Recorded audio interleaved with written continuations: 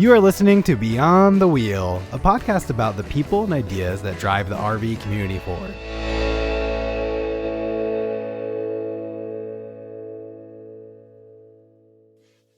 This episode is brought to you by Battleborn Batteries, the best name in the RV and marine industry. These lithium batteries are designed and assembled in the USA, backed by a 10-year warranty. The best solution for your battery anxiety, so go check them out at battlebornbatteries.com. Whether your adventure is on the road, on the water, or off the grid, Battleborn batteries keep you out there longer. With the complexity of all the systems in an RV, I always say it's not if something's going to break, but a matter of when is something going to break. That is why I think an extended warranty for RVs is so important. We first interviewed Wholesale Warranties back in 2019 and immediately became impressed with how their policies worked, such as you can take your RV to any licensed repair shop, including mobile repairs. They also have personalized service plans, making sure you are getting the right policy for your needs. And if you think your RV is too old for a policy, you might be surprised to hear that RVs up to 20 years old can still be approved for a policy. That is more age lenient than most RV parks I've stayed at. Go to wholesalewarranties.com/beyond the wheel or click the link down below in our show notes to get your free quote today. We're live and welcome everybody. We are here. Actually, it's kind of odd. You're in your RV and I'm in a hotel. So it's kind of weird. Yeah. RV podcast from a hotel room, but I guess that's the way it's going to be tonight. And Well, I was going to say we are beyond the wheel, Sean. So you're allowed to step outside beyond that steering wheel and do other types of travel. Yeah, I'm well beyond the wheel in this one. So we're going to go through our topics tonight, but first was a really cool experience you had recently, and that was a trip to the Albuquerque Balloon Fiesta. You went with Fantasy RV Tours, so I want to hear more about that. Yeah, it was a great trip. It was something that was on Sabrina and I's bucket list, if you would, for a long time. I think when we first started RVing, the very first year, we started hearing about this balloon fiesta that happens out in Albuquerque, New Mexico. And we saw videos and photos, and of course, and we said, oh, that's something that we would really like to do at some point. And 3 years went by, we still hadn't done it. Kept on hearing about it. It's just one of those events, it's for a short period of time out of the year. It's under 2 weeks long, and it's in Albuquerque, New Mexico, and we just weren't in the right place at the right time situation. And recently we came off the road and moved to Arizona, and now we're only like a stone's throw away from Albuquerque. It's just a 1-day drive. And after talking with Nell, we've had Nell on the show here on the podcast twice, actually, once at the FMCA rally and just once on her own. She joined us digitally. Those episodes are 86 and 97. But, after talking with her, the experience going through a bucket list experience like that for us, we were like, let's do it through Fantasy RV Tours, because they're going to take care of everything. And all we have to do is kind of show up and not plan anything, and they're going to make sure that we're seeing everything that we're supposed to see in that 7-day period. So that was really what appealed to us anyway, is just kind of like a true vacation, or where everything is taken care of. And they did more. They went above and beyond. Sabrina and I both felt they went above and beyond what we were expecting of them. Meals every night. We had a continental breakfast every morning. They had a full list of itinerary for us of things to do, because this is something that when you watch a balloon fiesta from social media, you don't really realize that the balloons are only going up for an hour to 2 hours a day, because they run out of fuel. They only have enough fuel to be in the air for a maximum of 2 hours. So then, and they start at like 6 a.m. So by about 9 o'clock, it's kind of all over in a sense, at least for the balloons to be in the air. They're real finicky about the weather too, right? Really finicky about the weather. My big point of advice is, if you're going to go to the balloon fiesta and you want to be down on that field at 4 or 5 o'clock in the morning to watch them light up, prep, and what's called the Dawn Patrol, do it as soon as you can, because we did it the first day and we got really lucky. The weather was good. I think out of those 7 days, they only did it twice. Oh, So do it while you can. Make sure it's on your list of things that you want to see, because I would say it's definitely a must see to be down on that field at least once throughout that week to see those guys set everything up, to get the they call them envelopes, I call them balloons, but to get the balloon filled, and then they start lighting them up in patterns, and then they all start to take off. I think it was something that is hard to capture on film. I did my best to kind of post stuff on Instagram about it, but it doesn't, it just doesn't do it justice. It's something very, I would, we use the term magical, Sabrina and I, like, of, and peaceful, of these balloons rising so quietly, and so many of them just kind of quietly rising and going over you. We really thought, I mean, Sean can attest to this as well. Like, Belle is super reactive of everything, our dog. And we thought maybe she would flip out over it. But again, it was so calming. Like, if we were hanging out by our RV and the balloons were going over, she didn't even give it a second thought. She kind of looked up, looked at them, and that was it. And, if it was a drone or something like that, forget about it. But it was so calm. And I want to say that too about RV, the fantasy RV tours, is that the best viewing point was actually back at our RV, where RV Fantasy had us set up for our stay.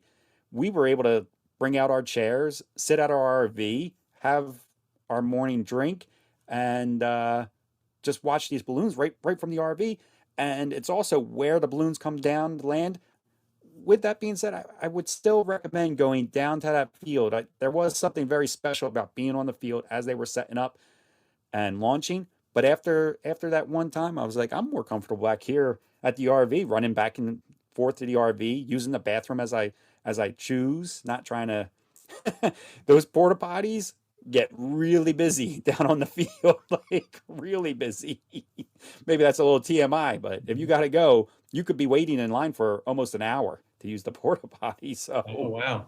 it's very comfortable back at the RV. And that's also where Nell, or where Fantasy RV Tours has you parked. I thought it was so cool. They had what was called a chase crew for the balloons. So as they come down and land, they have a truck or a golf cart, some type of vehicle that actually chases that chases the balloon down, so that when it lands, they have a crew of guys and girls to grab hold of the basket and hold it down in position until they can, turn off their fuel, get the rising to stop.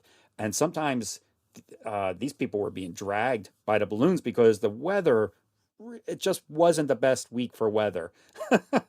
And these balloons were coming in hot, I guess you could say. They were coming down on a descent while still moving forward. They weren't just coming straight down. So as the balloons going forward and coming down to a landing, you get a couple people grabbing hold of the basket, and they were getting dragged.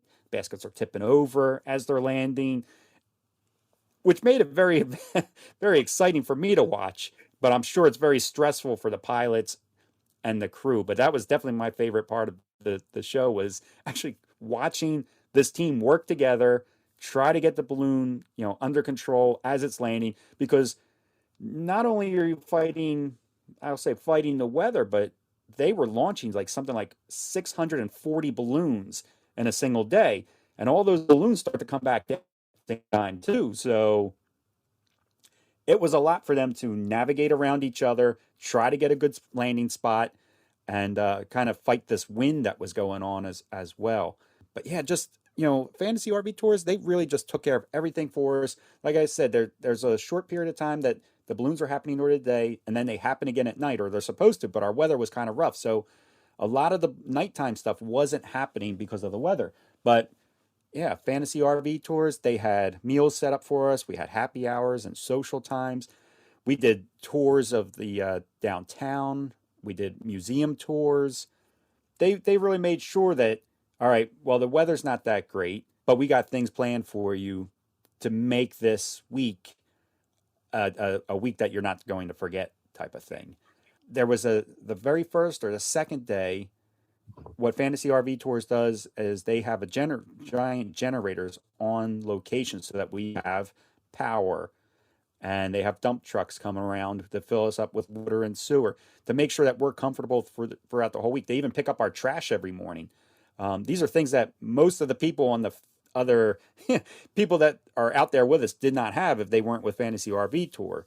A generator went bad the second day we were there, and we lost power, we lost AC, and it started, it's warm. It's still Albuquerque, New Mexico. It is warm, and in an hour and a half time, Fantasy RV Tours had that generator off the property and a brand new generator in its place. And I'm talking about monster generator, Sean. Like on trailer, it's got dual wheels on both sides of it. It's got to be towed in. It's like, kind of self-standing. It's a monster generator, and these guys had that swapped out in under an hour and a half and up and running, and we got AC back in the RV again. So I really feel like they plan for everything and have like a contingency plan for everything. There's Belle playing with her toy. We've done a lot of driving in these last 5 days, so Belle's a little. I think Belle's a little wound up. So besides the coolness of being at the Balloon Fiesta, going as part of a Fantasy RV Tour group, you think really added to the experience and made it much better? Yeah. Pun intended here, but I feel like they elevated the entire experience, and we liked it enough that we signed up for 2 more trips with Fantasy RV Tour. So we're going to do the Baja, New Mexico tour, which you guys, I think, are thinking about doing with us, where you go and you pet the whales. I think Nell said that was her favorite trip. And then we're also doing a wine and dine Mexico trip. So we got a trip planned for 2023 and a trip planned for 2024. Yeah, definitely. We were so impressed with them throughout the whole week that we were like, oh, we're going to sign up for more trips with them before we even leave here. And they do, like, if you sign up at the show, you get a discount for your next one. So they kind of got us.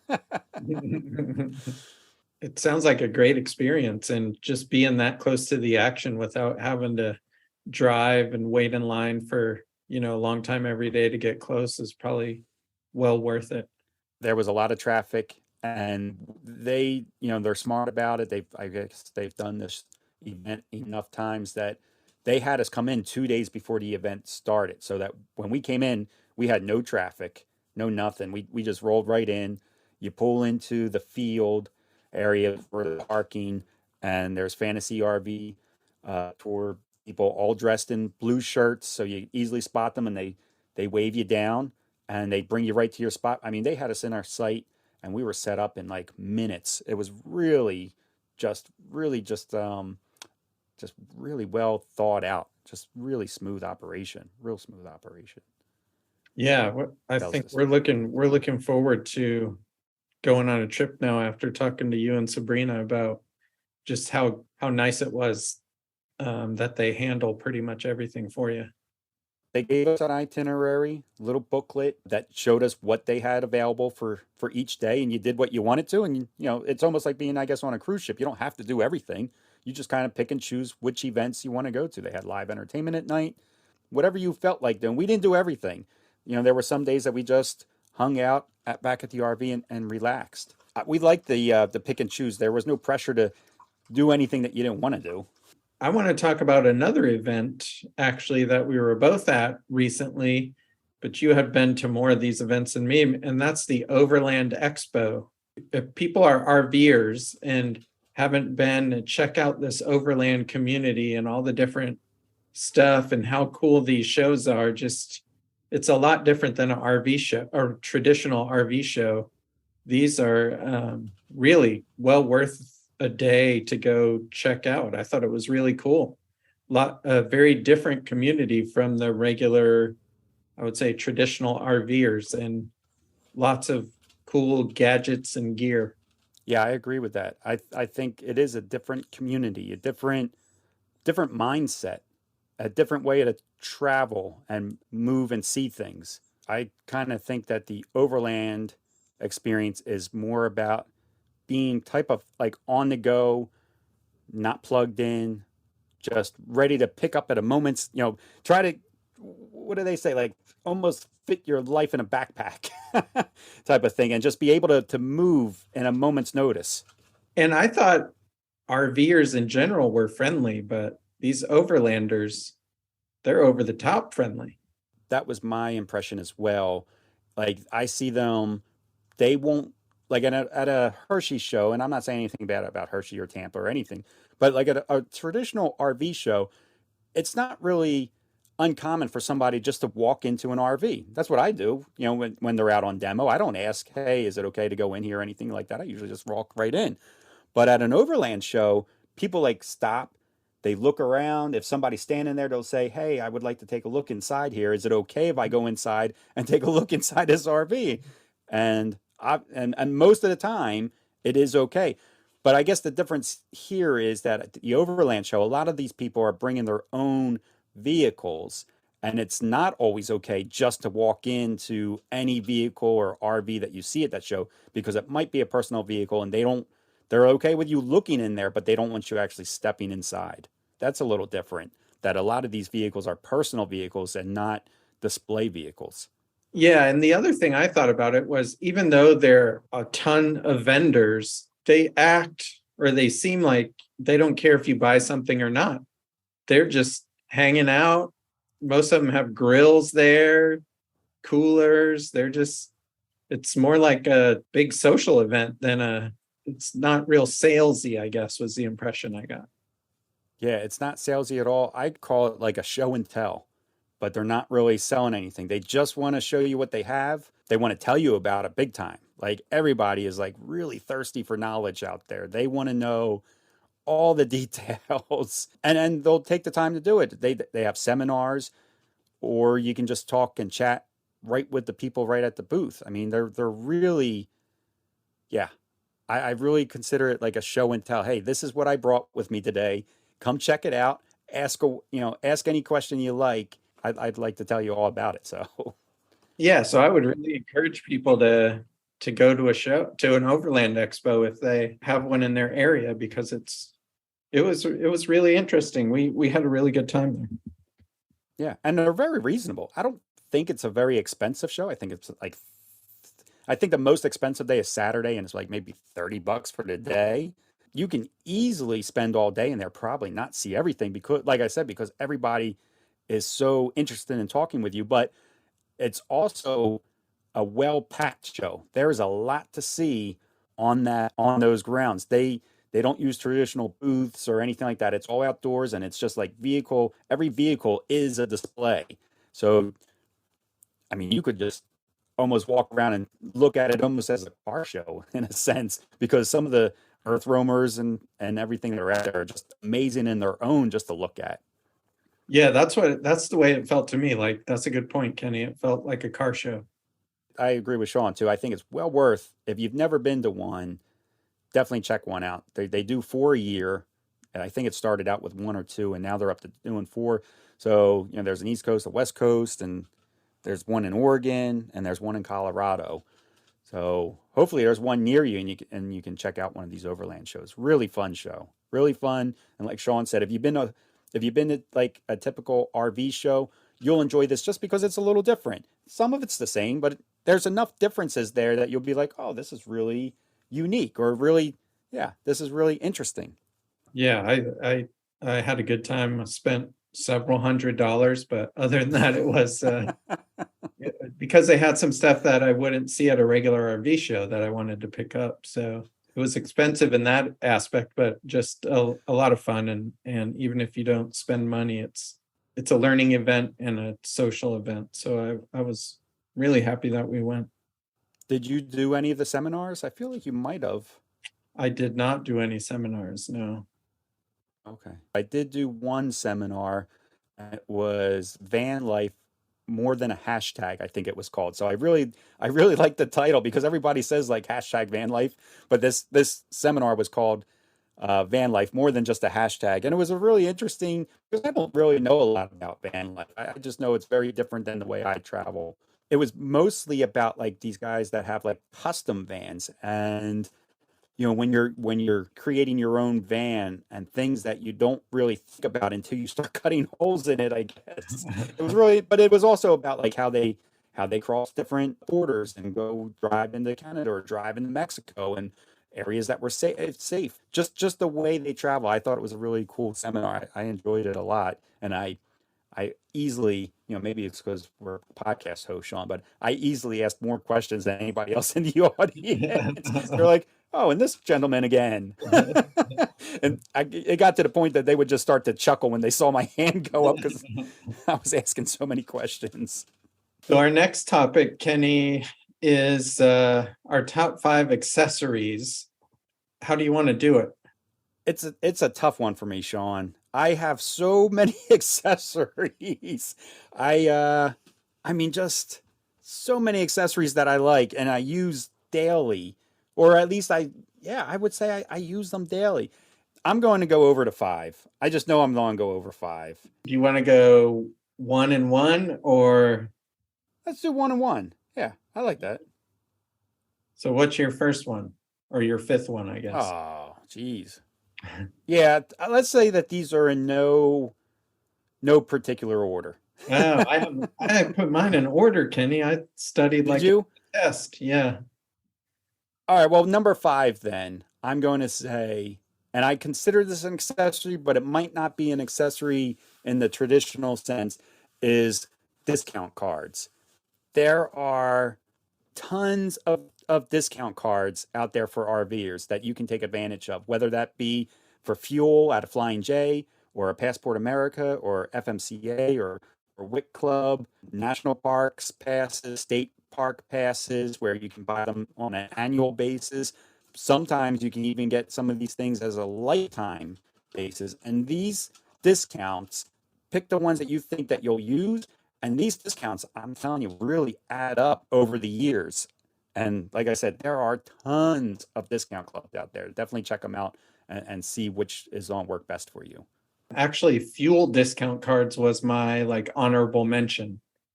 So we have the Flying Okay. J discount card, the Pilot Flying J discount card, and the TSD Logistics fuel card. And those are, yeah, that was my honorable mention. The other fuel card that you just mentioned, I know the Flying J one, that one's free. The other one, what's that one called? TSD Logistics, it's like you know how truckers use like a fleet card, so they get Yeah. fuel discounts. So this is the exact same thing, but they just let RVers get in on it as well. Oh, I didn't know about that one. Is that for diesel only or is that for gas Diesel, as well? no, just diesel. Oh, that's why I don't know about it then. Oh, Yeah. okay. Interesting. Oh, well, I'm glad you mentioned it then. And where do you get it at?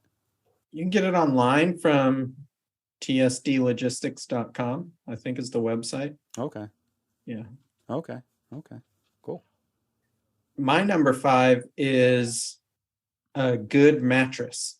So that was one of the first things we switched out in our RV was the mattress, because especially after a long day of traveling, I want to be in a comfortable bed. So we spent the money and had a custom mattress made. We actually ordered it when we were at the Tampa RV show and had it put in, and we've had it several years now. And we really, yeah, we couldn't handle the mattress that came in the RV. But I think nowadays RV companies are starting to step up their mattress game. Like we have an episode coming up with the interior designer for Fleetwood, Holiday Rambler, and I'm missing American Coach, and they're putting really good mattresses in their RVs now. So I feel like that's improving in RVs. But yeah, that was my number 5 as a mattress. I had that on my list and I took it off because like I was like I have to cut the list somewhere.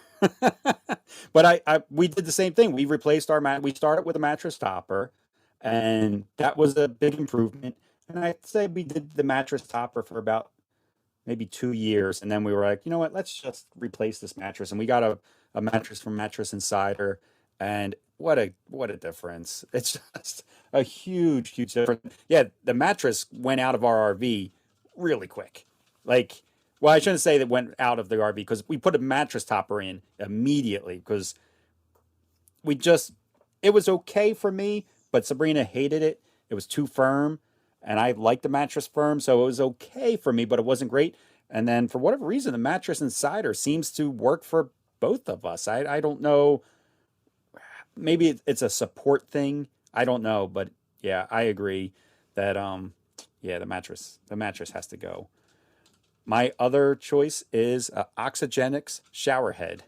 Use it every time we are in the RV. I mean, we shower daily, and it's just something so simple, so easy to replace, and it makes such a difference in the shower. The pressure is twice as good as it was before. And like I said, just easy upgrade, inexpensive. I don't know what they cost now. I bought the thing 5 years ago, but I want to say it was under $40. Just hands down a great product. Oxygen shower head. Yeah, we had one in our first RV, but the shower head in our Arctic Fox seems to work pretty well, and we haven't switched that one out. But yeah, that's a good one, Kenny. The shower head. I like that one. The next one for me, my number 4, is actually safety equipment. So fire extinguishers and first aid. We upgraded our fire extinguishers, made sure we have a few of them in the RV. And also we carry first aid kits in the RV and in the truck. I think safety is important and often not as thought of as it should be when you're outfitting your RV. Sean, it didn't make it to my list. It should have been on my list, but no safety items are on my list at all. I was thinking of all fun stuff, I think. But that's a really good one. I don't know what am I on number 3 maybe? Is the Magna Shade. Again, the Magna Shade goes up every single time we put the RV in park. It's the first thing. It's Sabrina's job. I do almost everything in the RV. Sabrina puts the Magna Shade up. So she takes Belle out and then she puts the Magna Shade up every single place we park. Not only is it stopping the sun from coming in and helping to keep us cool, but it also offers a lot of privacy, especially in a Class A motorhome where your entire front windshield is just wide open. We've had it for over 5 years, the same shade. It's still in awesome condition. It does not look 5 years old. think I don't think it comes with a lifetime warranty, but I think we'll have it for a lifetime. It is showing zero signs of wear. This thing is like super tough, and we are not careful with it. We when we take it off the RV, we throw it down on the floor, and that's just on the ground, whatever we might be in, grass or gravel, and we roll it up right out there. I will say that these magnets are so strong that the magnets will pick up the gravel as you're rolling it up. I guess there's a slight amount of metal in gravel. I mean, enough that the rocks will stick to the magnets that they use on this magnet shade. It's pretty crazy, but it's a great product. Yeah, and we've had them on the podcast, and so we'll have to link to that episode in this episode in the show notes, because yeah, they do take great pride, it seems like, in making a good product. So yeah, that would be on my list if I had a motorhome, but since we have a fifth wheel, we don't really need a magna shade. Yeah. Next on my list is a good water filter. At first we had a 3-stage water filter, and then now we've switched to like a 2-stage filter. That's important for us, is a good water filter, because we, of course, Toby drinks the water, we drink the water, and so we want to make sure it's good. And you know, sometimes when you pull into a campground, if you're in a site that hasn't been used for a while and you turn on that water and it's all brown, and even after running it for a few minutes, I'm hesitant to drink some of that stuff without filtering it first. So that was on my list. I think I'm being too practical, Kenny. No, you're fine. No, I think the water filter is a must. Yeah. Yeah, we wouldn't travel without one for sure. It's just, I think the thing is, there's just so many good accessories that we use on a day. Like, we use so many accessories that you need to use. Not even like you should use, that you need to use. My neckness, snap pad. Putting the snap pads on the RV, a lot easier to to level out. I'm not crawling around. I have a bad back. And the snap pads have just added a little bit of ease to our travels because not only do we use them, at the campground, but when we stop at rest areas or Walmarts or anything like that, we always put our jacks down to stabilize the RV. Even if we're not putting our slides out, I still put our jacks down, especially to run our refrigerator that runs off propane. It's important that that refrigerator stay somewhat level to be able to operate. And when parked overnight at a rest area, I'm running it off the propane. And what I used to do is I used to put blocks underneath all of our jacks, whether they needed it or not, because I didn't want to damage the ground or the area that we were staying for the night. So with the snap pad, I don't have to do that anymore because not only is it protecting our jacks, but it's also protecting the ground. So now I no longer need to get the blocks out every time. And I'm on day 5 or 6, I think day 5 of traveling. And I've used my snap pads every night this week as I've stopped at rest areas all along the country here. Yeah, the snap pads are a good one too, that they didn't make it on my list, but I thought about them. They were going to be another one of my honorable mentions. So I'm glad you brought that up. Let's see. My next one is our EMS, our electrical management system. And because we learned this lesson the hard way of not having one, and we were at a campground and we got a surge from the pedestal, and it basically fried our electrical system, and we had to spend several $100s to get it replaced. So we've had an EMS ever since then, and it's actually helped us a couple of times with both low voltage and high voltage settings. It stops the power from coming into the RV. So that's definitely a must-have on our list, and something we would never travel without. Yeah, that's another great one. I'm glad that we didn't discuss what was on our list before we started to do the episode. So I have no idea what your list is, and vice versa, because we have totally different stuff on our lists. Yeah. I also travel with that as well because I wouldn't trust I shouldn't say that maybe this way, but I wouldn't trust any of these campgrounds. Like, you just don't know what's going on. Storms can happen, anything can happen to send some type of surge. Definitely have never plugged our RV in to any pedestal without some type of EMS. So yeah, I think that's very important. My next one, and I guess it's my top one, I guess I'm at 5 already, is my Battleborn batteries. And I'm not just saying this because they're a sponsor of ours, but again, we got our Battleborn batteries because we were doing a lot of cold camping, and our furnace would drain our lead acid batteries, and we'd wake up in the middle of the night, sometimes with no power.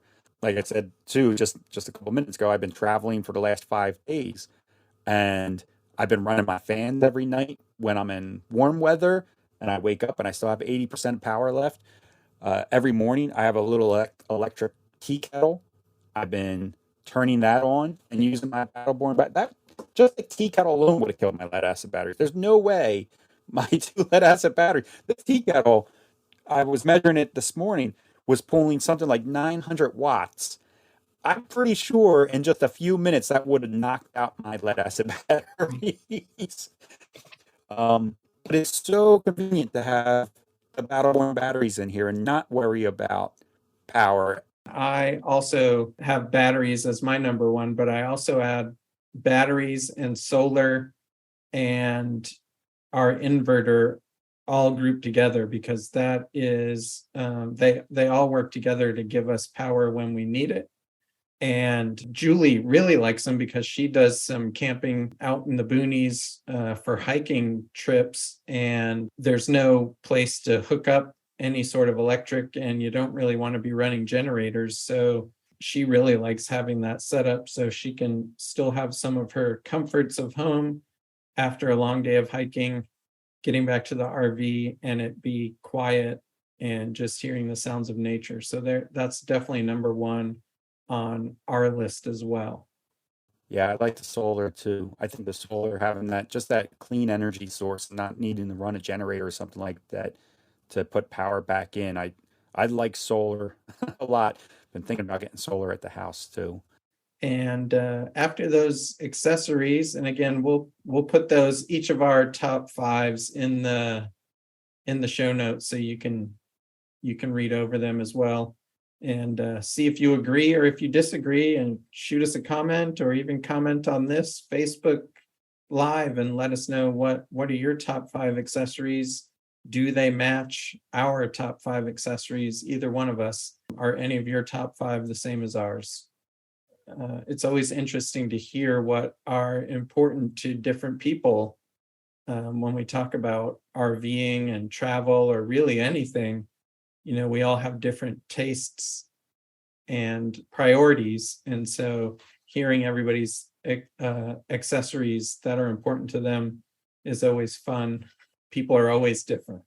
So I think with that, we're on to the news from around the world. Interesting first one here, Kenny, is a company called Morris Leisure out of the UK is installing defibrillators at all 6 of its sites, or I guess what we would call campgrounds. And I think this is a great idea. And I'm not sure if campgrounds do this in the US or not. I can't say I've ever noticed a defibrillator at any campgrounds we've stayed at. Not to say that they don't have them, but they're just not very visible or noticeable. If there was an emergency, I certainly wouldn't know where to go get one. Yeah, I was going to say the same, Sean. If they are available in U.S. campsites, I have no idea where they are, because I've never seen any type of literature saying, hey, or arrows or nothing saying, hey, this, this is where you'll find a defibrillator if you need one. So I'm going to say that most campgrounds do not have them. And if they do have them, they're not doing a great job of letting us know about them. Yeah, I think that's right. And in case of emergency, it's important to know where they're at. Yeah. The next news piece we have is Winnebago. They did a survey and they find that Americans are crazy about the outdoors.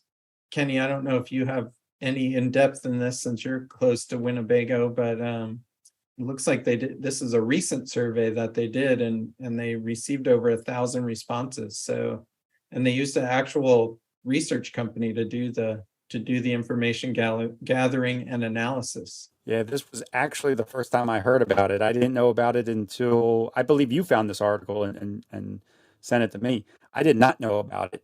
It doesn't surprise me though.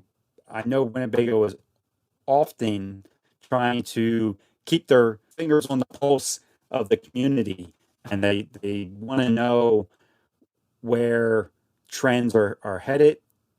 So they need to know what to build and things like that. I know that Winnebago is big on surveys and customer feedback. So this didn't surprise me at all that they were doing something like this. I feel like KOA does the same. KOA, I think, does a lot of surveys and tries to get an idea of what the market is looking for.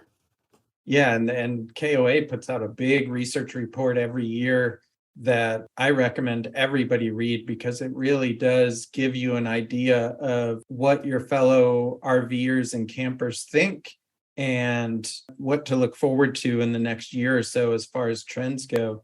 And in this Winnebago one, they show that 81% of Americans plan to enjoy an outdoor activity over the 2022 summer break. So that's great. That's a lot of outdoor participation. 38% of people that answered said that they plan to use camping accommodations for their vacation, versus 49% who said they would stay in a hotel. I think that's a pretty good percentage. 38% of people are going out camping. I think that's awesome. And then just over half of the people that surveyed said they plan to drive less than 200 miles to reach their summer vacation spot. And this was something that correlates well with with what KOA finds, that I think most people take their RVs camping within 150 miles of their home. So this kind of validates the research, having two different reports having similar information. So the next one we're going to talk about is the world's oldest motorhome. And this motorhome sold for 63,000 pounds, which is just over $107,000. And it was a 1914 Ford Model T that was converted into a camper. And if you haven't seen photos of it, just go online and look up this 1914 Ford Model T camper, and you'll be able to see it. A lot of good woodwork. It topped out at 45 miles per hour. I think it was some ridiculously low amount of horsepower that we would suspect we would never be able to handle that little horsepower today in our RVs, cars. Heck, some people's lawnmowers probably have more horsepower than what this Model T did. But they have fully restored it. It's got a pine wood floor, a luxury leather sofa, a wood stove inside of it for heat. It's pretty cool. It's a very cool motorhome, and congratulations to the people that bought it at auction. It's in the UK, but maybe if you're doing some RVing in Europe, you'll get a chance to see it. Probably not out on the road because at 45 miles an hour, it would take you a long time to get anywhere. It's certainly cool to see, and hopefully it'll go into a museum somewhere. The next article we have, a company rated the top 6 best insurance companies, best RV insurance companies of 2022. We actually both use insurance companies that are on this list. One is Good Sam, and they work with they're like a broker. So they work with several companies to get you insurance protection when you're out on the road and protection for your RV. They also have tire protection, chassis coverage, and extended service plans. So Good Sam's a really good program. Kenny, I think you and Sabrina go through Good Sam for your insurance. Yeah, and you're pretty happy with them, right? We do, yeah. We've used them for the entire time, and I would say that Sabrina is more on the ball with stuff like that. She likes checking different policies and running numbers, and that's her thing. She loves that kind of stuff. So if she chose it, it must be for a good reason. She doesn't just throw a dart at a wall type of thing. That's what I would have done. But yeah, she likes getting the best price. She likes getting the best coverage. I will say, I mean, our car, our 2013 Ford C-Max, we still have like full coverage on that thing. Sabrina believes in getting the best coverage of everything. She's not always about the cheapest price.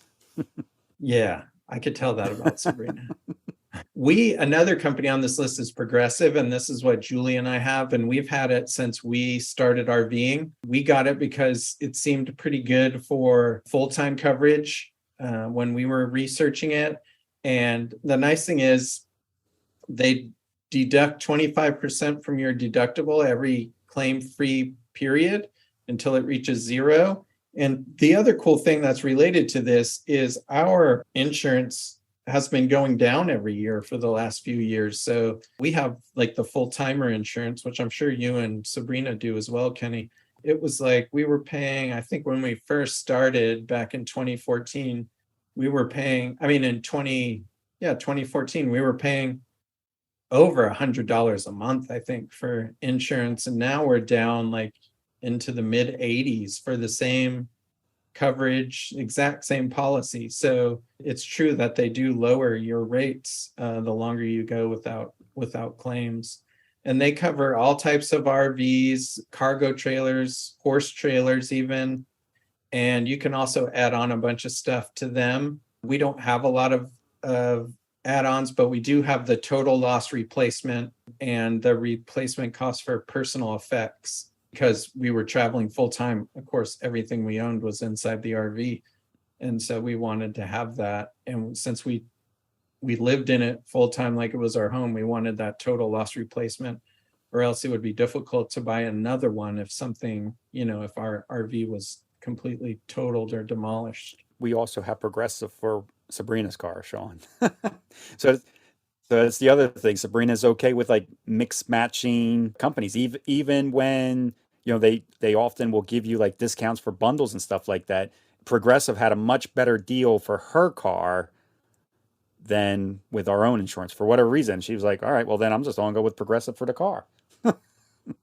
Yeah, we have a USAA for everything, and they actually, when we were shopping for RV insurance, they actually recommended Progressive to us. So that's why we went with Progressive, and everything else that we have insurance for is under USAA, but they recommended Progressive to us as one to really think about getting. So that's why we went with them too.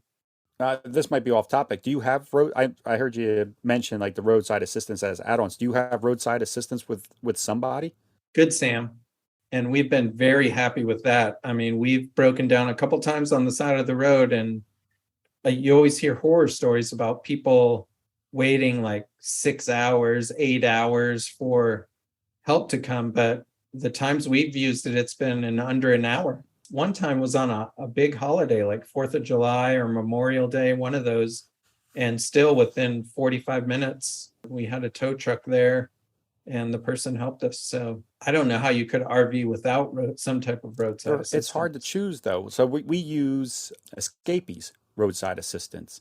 But even when we're like shopping around for roadside assistance, the only way that you can really know who's good or bad is really by reviews, because you won't know until you need to use it, type of thing. So it's a really tough choice. We felt it was a really tough choice of who to go with, and we just went with Escapees because, well, we know the company. We know that they try to do so many positive things for the RV community. We were like, well, it can't be bad, right? But we have no idea. We've never had to use it before. The problem, I think, with looking at reviews for roadside assistance is that most of the reviews are from people that were Right. pissed. I know, it's tough. And yeah, so it was hard. Same thing. We just kind of rolled the dice and got Good Sam, but we've been super happy with it. A couple other insurance companies on this list. We just talked about the two that we have, but they have Roamly, which I've never heard of that insurance before, but apparently it's pretty good if it made the top 6. And they even have military and homeowner discounts if you sign up with them. National General, which lets you pause some coverage when your RV is in storage, which is really good. And they cover everything, even bus conversions and horse trailers, things like that. So again, another good company. RVinsurance.com, I think it's more like a shopping place where you can look at all different kinds of insurance companies. So kind of like a large broker, I guess. Like they're not the insurance provider, they're going through somebody else, kind of like Good Sam does as well, I think. I could be wrong. That's what I think you're right. Yeah, no, I think you're right. The National General one, where you can pause coverage, I think is a really good feature. I don't know of any other. That's not a common feature, I don't think. I thought that was pretty cool that they let you do that. That for people that don't full time, or for people, we're not really full time in it anymore, but we might as well be. We're in our RV so much, as I feel like it wouldn't really help us. But for people that do winterize their RV and maybe don't use it from, say, October to March, I think that's a great thing that you're able to pause your coverage. I've never heard that before, but I think that's a really nice feature. The only thing scary about that is, and I don't know the specifics, is like, so my RV is parked on my land and it's there. It's not indoors somewhere, but it's out on the land. And if there was some natural disaster type event while it's parked over the winter, I would still want to have some type of coverage. Yeah, I wonder when it's paused, is it just paused from being on the road? Or if you give them an address and it's like, all right, if a tree lands on it, but it was at your property, it's covered, but it's not going to be covered if you took it down the street, even if it's on your same block. Right. That's a good question. I wonder. Yeah, so I'd be curious about that. Find that out, Sean. Okay. You like looking up stuff. I know some people that are part-time RVers have their insurance attached to their auto policy.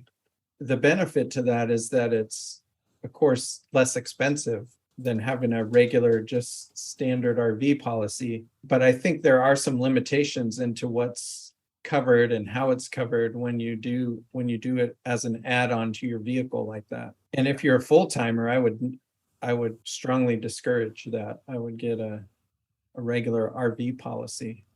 And definitely shop around. There's a lot out there. I think all these that we just mentioned are at least decent ones, because like Sean said, I've never heard of Romley, but if they made the list, they got to be half decent. But definitely shop around, do your research, do your homework.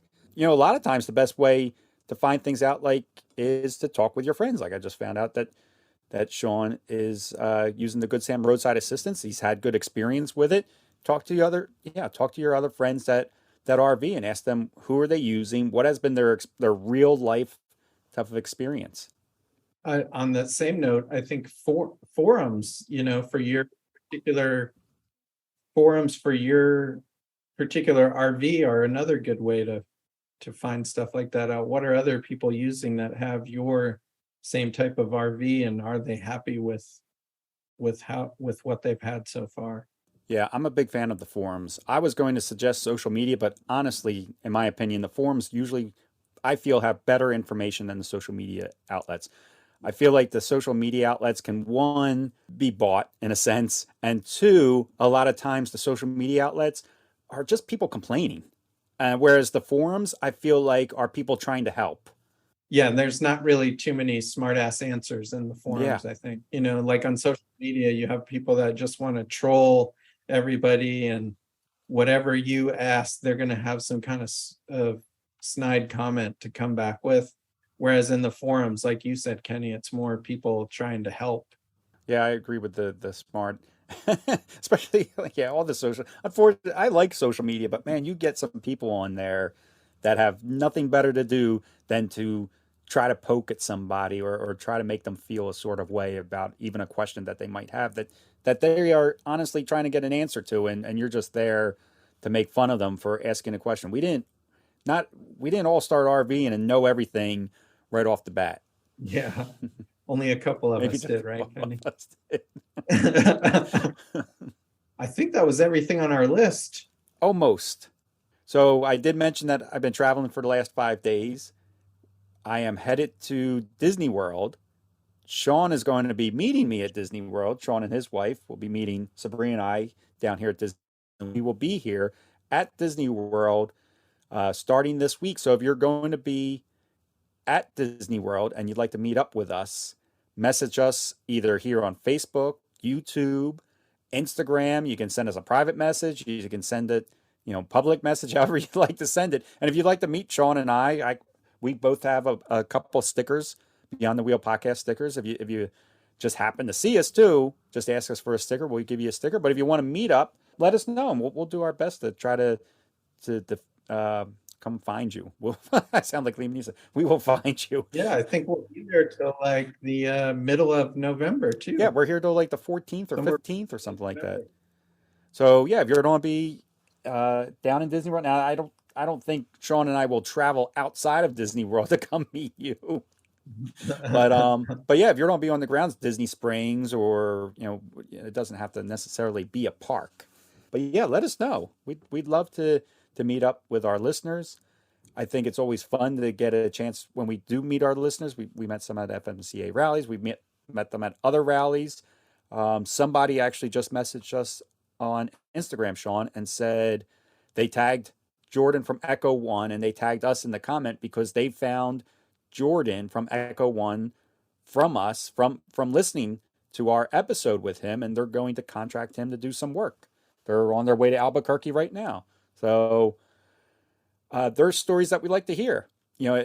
Hopefully if they are listening right now, and I cannot remember their name, unfortunately, hopefully they'll get back to us and say, well, how was the service at Echo One? These are things that we would like to talk about or hear about from our listeners. So if you're going to be in the area, let us know so that we can chat with you. We want to find out what you like and what you don't like about the show, and what would maybe something that maybe we're not doing that you would like to find or hear on the show.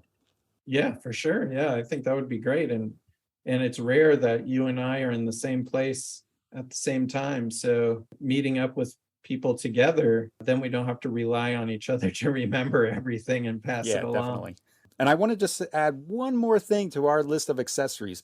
And only because I ran into technical issues here, is to have a hotspot, but not only just one, have a backup. So what was going on is, I think what happened is it became dark outside, and everybody went inside their RVs and started powering up their TVs and stuff.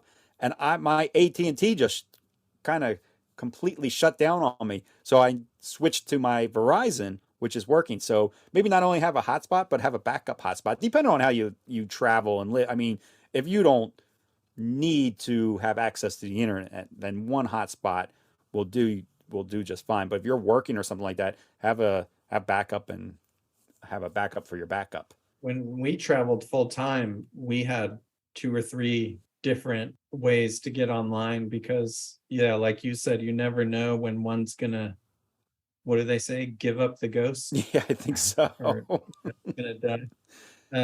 So yeah, having a backup to the backup is really great advice, Kenny, because it happens too often. Yeah. Yeah, I mean, like I said, the AT&T was working fine until it got dark out, and then all of a sudden, so that's what it's making me think is too many people logged onto their AT&T hotspots out here. It must be a popular choice for this location. I debated having that on my list actually, and me and Julie were talking about it, and she was like, well, internet's really not one of our top 5 most important things now that we're not full-time anymore. But it was definitely number 1 when we were full-timing. Internet was critical because we were both working, and anything you want to do nowadays involves, almost everything involves Wi-Fi, so, or some type of internet. Yeah. And I would say if you're shopping around for internet or how to get online, it's Chris and Cherie. Technomadia is another name for them. That's all they do is help people get online. If you reach out to them or just start following them on Instagram or YouTube, they got tons of videos to help everybody out of how to navigate, because it's a big hurdle. If you're going to be working from the road, it's a big hurdle to jump. The whole United States is not connected yet. So they test equipment. They are not sponsored by anybody. They are all independently testing the equipment. They do really thorough, they sometimes talk over my head, but they do really thorough deep dives into internet connection and stuff like that. So check out Chris and Cherie. And I think I've mentioned this before, but we should probably try to have them on the show. They'd be good to have on the show. Yeah. And I know a lot of people are raving about Starlink right now, but I've also read some things that the RV version of Starlink isn't as good as the home. I guess there's 3 tiers of Starlink, and the RV one is kind of the bottom tier. So its performance drops off through those 3 tiers, and so it's not perfect. Yeah. I guess is my point. It's still not perfect, and you may want to still have a backup to your Starlink. Yeah. I think the moral of the story is here, backup. If you really want to be online, you're going to need some type of backup because you're going to travel somewhere that your primary just doesn't work. Yeah, same thing with having a booster or things, anything that can help. If you're serious about needing internet, it's an investment to make sure you have it. Yeah. And some people Sabrina gets really frustrated when the internet doesn't work. So it's important to have backup for your spouse sometimes. So does she. It's very frustrated. So we even have a separate internet just in our truck that if really bad, we can just go sit in the truck and hopefully be able to get online there. So it's, internet is so important, but the infrastructure still isn't where we need it to be when you're traveling. Yeah, that's for sure. Very good one, Kenny. Yeah, very good one. Well, I look forward to seeing you in a couple days. A week. Yeah. It's going to be a good trip, I think. It's been, when was the last time we were in Disney together? 2 years ago. 2019. Pre-COVID. 2019. Wow. So 3 Yeah. years. Yeah, it's been a little while. Yeah. Yeah, it's been, yeah, I'm looking forward to getting back there. And we've still gone every year, but we haven't stayed in Fort Wilderness since 2019 either. So yeah, looking forward to it. I know you and I. And as always, I was going to say, I know you and I like going around Epcot for the Food and Wine Festival, checking out all the different beers. So I'm looking forward to that. And then we have to stop and get the tequila in Mexico. Yes, I was thinking that actually the other day. Yeah.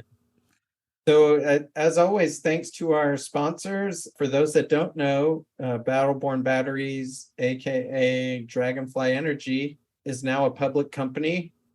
I think it's DFLI is the ticker symbol, and they're traded on the NASDAQ exchange now. Kenny and I both are invested in them because we think they're a really good company, really appreciate everything they do. And then wholesale warranties, if you're looking for a warranty, go to our website and we have a link there to wholesale warranties and you can get a free quote, no obligation. So take advantage of that. Even if you think your RV is too old, it might not be. Even if they don't, what do you say, Kenny? It's more lenient than most campgrounds that we stay at. Yeah, their age policy is more age limit than most campgrounds, because campgrounds a lot of times will be like 10 years, where I think wholesale warranties, I think, is up to 20 years. Your RV could be. Yeah. 20 years. So yeah, definitely check them out. And like Sean said, use our link to get a free quote with no obligation. All right. Well, I think that wraps it up. All right, everybody. Thanks, everybody, for listening, and we'll see you on the next episode. Safe travels.